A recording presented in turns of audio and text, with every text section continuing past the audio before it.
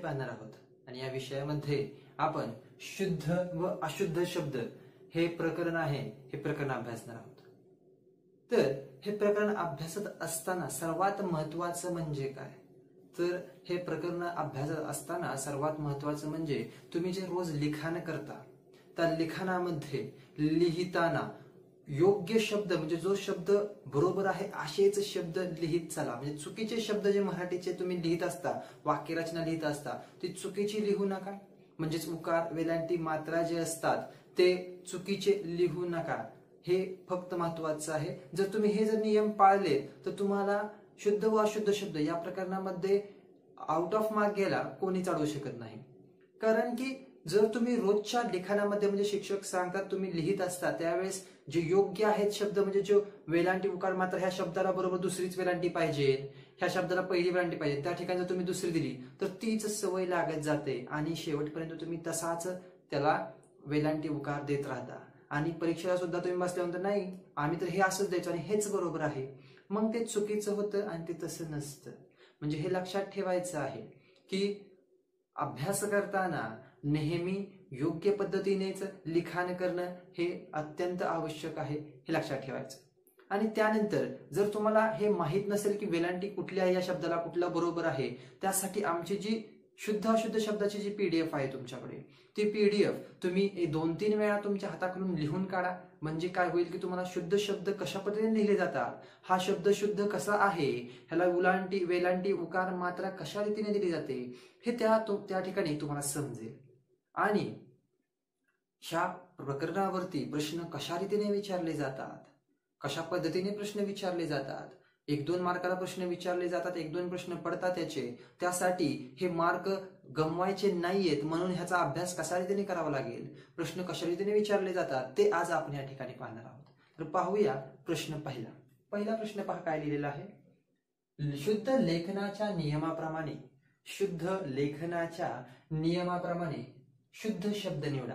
म्हणजे जे नियम असतात त्या नियमाप्रमाणे आपल्याला शुद्ध शब्द निवडायला सांगितलेला आहे. मग या ठिकाणी पहा तो शुद्ध शब्द कोणता आहे ह्या ठिकाणी आपल्याला पाहायचं आहे. पहिला पर्याय माहिती, दुसरा पर्याय माहिती, तिसरा पर्याय माहिती आणि चौथा देखील पर्याय आहे माहितीच. मग या ठिकाणी बरोबर पर्याय ओळखायचा कसा, तर पहा पहिला पर्याय जो दिलेला आहे त्यामध्ये मला काना मा अगदी बरोबर आहे, सगळीकडे माच आहे, ठीक आहे. दुसरा जो शब्द अक्षर दिलेला आहे त्या ह दिलेला आहे, त्या ह ला वेलांटी कोणती आहे तर पहा पहिलीच आहे, अगदी बरोबर या ठिकाणी आहे, या ठिकाणी आहे, या ठिकाणी दुसरी दिलेली आहे म्हणजे हा चुकला. दुसरी वेलांटी नाही त्या ठिकाणी हला, या ठिकाणी आहे, हा चुकला. म्हणजे तिसरा आणि चौथा हा आपण कसा बाजूला काढला हे जर तुम्ही पाहिलं, कारण की माहिती हा शब्द लिहितात कसं हे जर माहिती नसेल तुम्हाला तर ते तुम्ही उत्तर शोधू शकत नाही. मग माहितीमध्ये पहिली वेलांटी हला आहे आणि तला या ठिकाणी पहिली आहे म्हणजे हा चुकला. मग तला कोणती आहे तर दुसरी. मग आता या ठिकाणी पहा की लेखन नियमाचा दृष्टिकोन शब्दाला नेहमी कोणती वेलांटी असते, शेवटच्या अक्षराला हे नेहमी शब्दाच्या दुसरी वेलांटी असते, हे विसरायचं नाही. काही अपवादात्मक शब्द आहेत ते शब्द सोडले तर अशा शब्दांना ही दुसरी वेलांटी येते हे विसरायचं नाही. म्हणून या ठिकाणी माहिती हा शब्द कशा रीतीने लिहितात तर म लगाना मा, ह ला पहिली वेलांटी ही आणि त ला जो शेवटचा शब्द आहे तो शेवटचा अक्षर आहे त्याला दुसरी वेलांटी असा हा शब्द आहे. बाकीकडे पहा दुसरी पहिली अशा पद्धतीने दिलेले आहेत. म्हणून ते शब्द या ठिकाणी चुकीचे शब्द आहेत, ठीक आहे. म्हणून ह्या प्रश्नाचे योग्य उत्तर आहे पर्याय क्रमांक 2 माहिती. आता आपण पाहूया पुढील प्रश्न पहा. खालील वाक्यात एकूण किती अशुद्ध शब्द आहेत, खालील वाक्यात एकूण किती अशुद्ध शब्द आहेत असं विचारलेलं आहे. मग वाक्य दिलेलं आहे पहा, वाक्य कोणतं दिलेलं आहे तर दिवाळी आली की लोक दिव्यांची रोषणाई करतात. वाक्य काय आहे, दिवाळी आली की लोक दिव्यांची रोषणाई करतात, हे वाक्य आहे. मग ह्यामध्ये किती अशुद्ध शब्द आहेत, पर्याय क्रमांक दिलेले 2, 3, 4 का 1 एवढे अशुद्ध शब्द आहेत. मग पर्याय दिलेल्या वाक्यामध्ये किती शब्द आहेत, 1, 2, 3, 4, 5, 6, 7 शब्द आहेत. मग 7 मधले खाली पर्याय दिलेले आहेत, किती अशुद्ध शब्द आहेत हे ओळखायचं आहे. मग पहिला शब्द आहे दिवाळी. दिवाळी हा शब्द अशा रीतीने लिहित नाहीत. मग दिवाळी कसा लिहितात तर दिवाळी हा पहिला वेलांटी असते दला आणि ळला दुसरी असते. म्हणजे अगदी अशा रीतीने लिहिला आहे का तर नाही. द ला या ठिकाणी दुसरी वेलांटी दिलेली आहे, मग दिवाळी हा शब्द या ठिकाणी चुकीचा लिहिलेला आहे. पहिला शब्द आपल्याला सापडलेला आहे तो चुकीचा. पुन्हा पहा, आली अगदी बरोबर शब्द लिहिलेला आहे. ती अगदी बरोबर आहे. लोक ललायकार एक मात्रा अगदी योग्य आहे. त्यानंतर पहा, दिव्यांची. दिव्यांची हा शब्द कशा पद्धतीने लिहिला जातो, तर द ला पहिली वेलांटी दिली जाते दिव्यांची. ठीक आहे, म्हणजे हे योग्य शब्द लिहिलेला आहे मी, परंतु या ठिकाणी दुसरी वेलांटी दिलेली आहे द ला, म्हणून हा शब्द या ठिकाणी चुकीचा शब्द आपल्याला दिसतो. पुढे पहा, रोषणाई. र ला एक काना एक मात्रा रो, श ना ला काना ना आणि ई वर रफा रोषणाई अगदी योग्य शब्द आहे. करतात हा देखील योग्य शब्द आहे. म्हणजेच या ठिकाणी हे दोन शब्द जे आहेत, हे दोन शब्द आपल्याला चुकीचे सापडलेले आहेत आणि बाकीचे शब्द योग्य आहेत. मग दोनच शब्द चुकीचे असल्याने पर्याय क्रमांक कोणता पाहायचा आहे, तर दोन पर्याय असलेला आपल्याला पर्याय शोधायचा आहे. चौथा आहे 1 चुकला, 3 4 चुकीचे शब्द सांगितले आहेत तो चुकला. पर्याय क्रमांक 2 3 शब्द चुकीचे सांगितले आहेत तो देखील चुकला. म्हणजेच पर्याय क्रमांक 1 जो आहे त्यामध्ये दिलेला आहे की दोन शब्द अशुद्ध आहेत आणि तोच योग्य पर्याय आपल्याला या ठिकाणी मिळालेला आहे. म्हणून ह्या प्रश्नाचे योग्य उत्तर आहे पर्याय क्रमांक 2. ठीक आहे, मग आता आपण वळूया पुढील प्रश्नाकडे. पुढील प्रश्न पहा काय आहे. खालीलपैकी अशुद्ध शब्दाचा पर्याय निवडा. खालीलपैकी अशुद्ध शब्दाचा पर्याय निवडायचा आहे. म्हणजे चुकीचा शब्द लेखन नियमाच्या दृष्टीने चुकीचा शब्द कोणता आहे तो शोधायचा आहे. मग पहा, उज्ज्वल.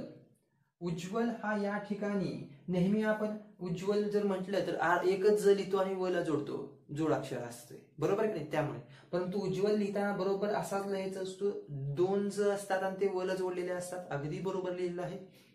परंतु आपल्याला अशुद्ध विचारलेला आहे, हा शुद्ध आहे. आध्यात्मिक. अर्ध ध य ला जोडलेला आहे, एक काना. अर्ध त म ला जोडलेला आहे, पहिली वेलांटी अगदी बरोबर आहे हा शब्द देखील.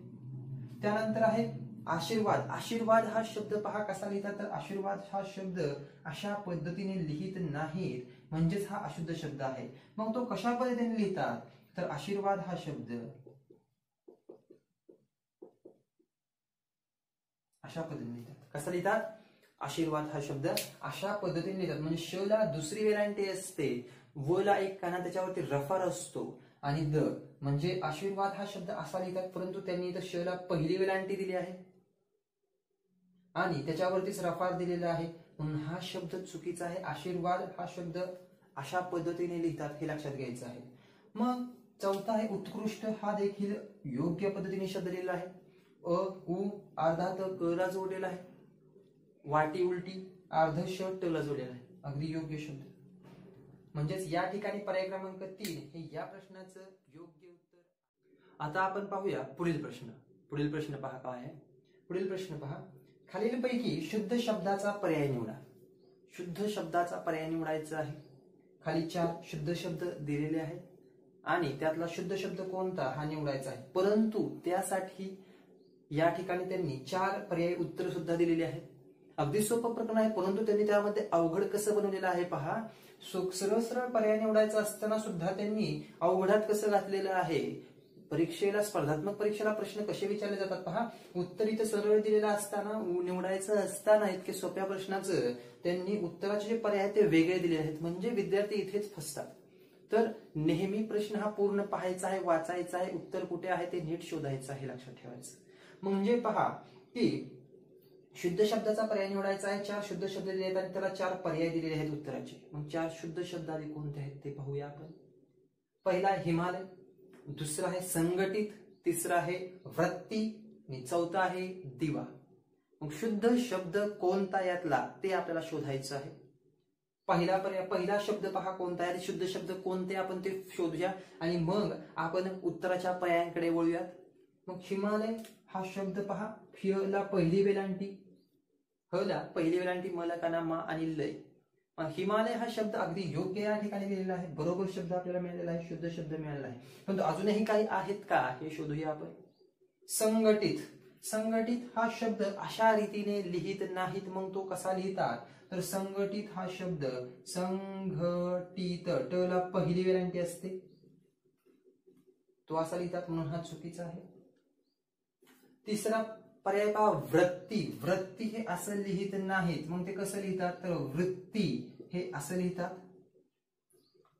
चौथा पर्याय पहा काय आहे, दिवा, दिवा देखील हा चुकीचा लिहिलेला आहे. दिवाला पहिली वेलांटी द असते, दुसरी वेलांटी नसते, म्हणजेच या ठिकाणी दुसरा, तिसरा आणि चौथा जो पर्याय तो अशुद्ध शब्द आहेत, चुकीचे शब्द आहेत. परंतु आपल्याला विचारलेलं काय आहे, शुद्ध शब्द आपल्याला विचारलेले आहेत. मग तो फक्त एकच सापडलेला आहे आणि तो पर्याय क्रमांक 1 आहे. मग लगेचच पर्याय क्रमांक 1 ला उत्तर समजायचं नाही, कारण की उत्तराचे खाली पर्याय दिलेले आहेत वेगळे आणि त्यातलाच आपल्याला पर्याय निवडायचा आहे, हे विसरायचं नाही. पहा पर्याय क्रमांक 1 केवळ 3 योग्य. मग 3 योग्य आहे का तर नाही, पहिला पर्याय चुकीचा आहे. जर तुम्ही 1 ला जर टिक मार्क केली असती तर चुकलं असतं की नाही, म्हणून तसं करायचं नाही. दुसरा पर्याय पहा केवळ 4 योग्य, 4 आहे का नाही. तिसरा पर्याय पहा केवळ 2 योग्य, 2 योग्य आहे का तर नाही. आणि चौथा पर्याय पहा केवळ 1 योग्य, हो. म्हणजेच या ठिकाणी उत्तर पर्यायामध्ये हे 1 जरी बरोबर असलं तरी ते दिलेलं कुठं आहे उत्तराच्या पर्यायामध्ये, चौथ्या पर्यायाला दिलेलं आहे. म्हणून या ठिकाणी ह्या प्रश्नाचं उत्तर आहे पर्याय क्रमांक 4.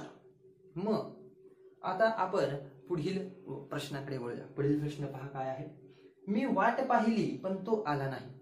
मी वाट पाहिली पण तो आला नाही, या वाक्यातील अशुद्ध शब्द विचारलेला आहे. कोणता आहे, मी वाट पाहिली पण तो आला नाही, या वाक्यातील अशुद्ध शब्द विचारलेला आहे. पर्याय दिलेले आहेत मी, आला, पाहिली, यापैकी नाही. मग यापैकी नाही हा जो 5वा पर्याय हा आपण कधी निवडणार आहोत, ज्या वेळेस विचारलेल्या प्रश्नाचं उत्तर जर ह्या पुढील पर्यायांमध्ये जर नसेल तर यापैकी नाही हा पर्याय आपण या ठिकाणी निवडणार आहोत. मग पाहूया आपण पर्यायामध्ये दिलेले तेवढे शब्द पाहायचे आहेत, उगीच वेळ वाया घालवायचा नाही. सर्व शब्द कोणते बरोबर आहेत हे पाहण्यात वेळ वाया घालवायचा नाही. जेवढं पर्यायात विचारलेलं आहे तेवढेच पाहायचं आहे. मी हा शब्द पहिली वेलांटी असते का दुसरी, तर दुसरीच असते, अगदी योग्य आहे. परंतु आपल्याला विचारलेला काय आहे, अशुद्ध. म्हणून प्रश्न काय विचारलेला आहे ह्याच्यावर फोकस व्यवस्थित ठेवायचा आहे, व्यवस्थित तो प्रश्न समजून घ्यायचा आहे. पण हा शुद्ध आहे. आला हा देखील शुद्ध शब्द आहे, पण विचारलेला आहे अशुद्ध.